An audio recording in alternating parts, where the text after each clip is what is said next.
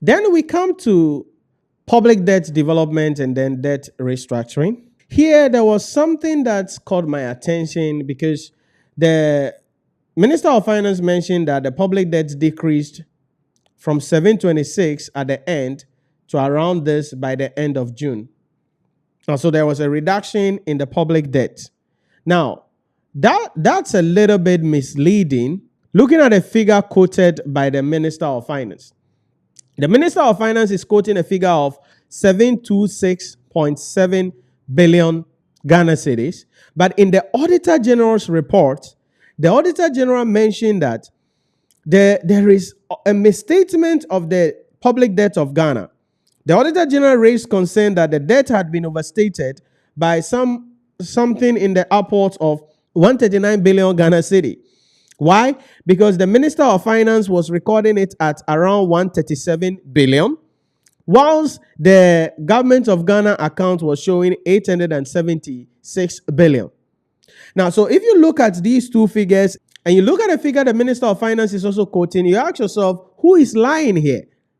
Or who is making an error here? Because I think we shouldn't have a problem like that. Because the Minister of Finance is quoting 726.7. Auditor General said the figure from the Ministry of Finance was 737. So who is making the error? Or has the reconciliation been done after the release of the Auditor General's report before the media review? Because it's quite misleading if we cannot have a single figure to tell us about the public debt. And the information is coming from the government. And at the Ministry of Finance, we are having misleading figures. One figure is this, the other figure is that. Why can't we have a unified system in place? Now, that's a problem, though. Then Ghana's debt to GDP fell from 61.8% to 43.8%. Now, debt to GDP is crucial because it is one of the indicators that will be used in the assessment of the debt sustainability of the country. And if you're a good student and you follow anything in politics, debt to GDP is one of the favorite ratios of Dr. Mahmoud Bawumia. I mean, before he became they were voted for, he became the vice president. You know, every time you hear him talking about these economic policies, debt to GDP, yada, yada, yada, yada, yada. But, you know, when he became the vice president and then the head of the Economic Management Committee, he stopped talking about those economic indicators. That's a joke, all right? If you can take this joke, what the heck, right? So debt to GDP. But it has reduced. That's a good thing for us, right? It's a good thing for us. What does that mean? It means that this is enhancing the nation's debt sustainability. Now, although our debt is reducing, government has been borrowing. But this is one thing you must understand. Total issuance of proceeds was about 147 billion Ghana cedis. So this government has borrowed on the domestic market, largely through their treasury bills, 147 billion Ghana cedis. But you see, this 147 billion, government has to use it to pay some debts that became mature, about 138 billion. So technically, there is a net balance of around 8 billion, which is the net issuance that the government has done. And so this is where, if you heard this before, a certain member of parliament, I've forgotten the name of the member of parliament, wrote an article under the previous administration and said that the government is run like a Ponzi scheme, right? So, you borrow money to pay loan. So look at what is happening here. Government borrowed 147 billion.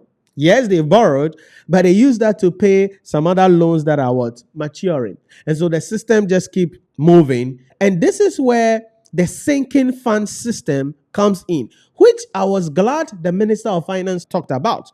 Because we shouldn't continuously be in that position where when debt becomes due, we issue another debt to pay for the debt. Then we keep the system running. So the sinking fund system is going to resolve a lot of these issues. And the government is still on restructuring some of the bilateral and commercial debt under the G20 common framework. And so they are still on that issue to be able to look at what they need to do in that particular case. But the good news is that government has also paid some debts, all right, about 9 billion, were paid to the DDEP holders. Some were capitalized, right? And then others were paid that we need to know about in that case. So let's come then to the medium-term debt strategy and the sinking fund. Government aimed to deepen the domestic debt market, enhancing its resilience and attracting broader investors' participation, thereby supporting long-term sustainability while ensuring the country's financing needs are met. Now, this is concerning to me because the over-reliance on domestic debt financing or domestic financing by the government will mean that a lot of the banks are going to be exposed and may not be willing to give money to the private sector. Now, you saw what happened in the banking sector clean up the debt exchange program. Why? Because many of the banks had invested significant amount of their money in the government bonds. Why? Because they trust that. They know government will pay. So instead of giving the money to private sectors where there will be a lot of non-performing loans, they would rather buy the government bonds because, hey, government will give you back the money no matter what happens.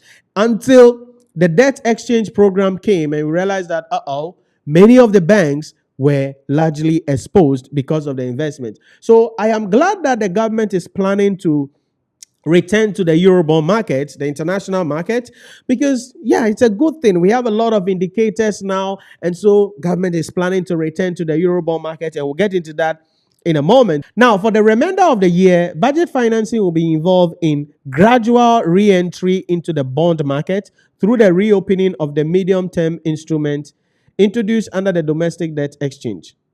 Beyond financing, the government also plans to build liquidity buffer to support liability management operation and cash management objectives. And so that is what I was talking about, government planning to go back into the bond market. Now, external funding during the period primarily came from the disbursement under the IMF program, World Bank development policy operation, and ongoing multilateral and bilateral project loan. And so now we have about $700 million to be received under the IMF program because we've received 2.3 billion so far. Then the government said they're going to be establishing the sinking fund. And they are doing two things here. Now, the purpose of the sinking fund is simply a fund that is established for the repayment of loans. So what does that mean? It means that I come to you, then you lend me money. How much? Let's say you lend me $10 million. And I'm supposed to pay you in 10 years' time. Okay? And the interest rate on it, I'm supposed to now pay you about $15 million. Just an example, okay? And so instead of me waiting 10 years from now to be looking for $15 million to pay you, what I'll be doing is that I'm going to amortize the $15 million over the 10 years. So that every year, I'm going to be putting some money into a certain fund. And that money is going to be reinvested so that by the 10th year, I will liquidate that investment. My contribution plus the returns on the investment will be up to the 50 million. So I'll just take that money to repay the loan. That is the idea about the sinking fund. So instead of waiting for the debt to become due, the government will have to issue another debt to be able to pay the debt so that the scheme continues. Let's establish the sinking fund. And I like what the government is doing here because they are establishing both a CD sinking fund account and US dollar sinking fund account. What does that mean? It means that technically the dollar sinking fund account will be used to repay loans denominated in the US dollars. The CD account will be used to repay loans denominated in the Ghana cedi. What does that mean then? It means that government is trying to reduce its exposure to foreign exchange risk as a direct result of repayment of loans. And so that is a significant and a laudable strategy that the government is seeking to establish, and that is going to be crucial as we move forward. And the implementation of the sinking fund is expected to provide a reliable buffer, ensuring timely and predictable redemption of designated public debt obligations, thereby enhancing investor confidence and contributing to long-term debt sustainability. So for transparency and accountability purposes, this is good.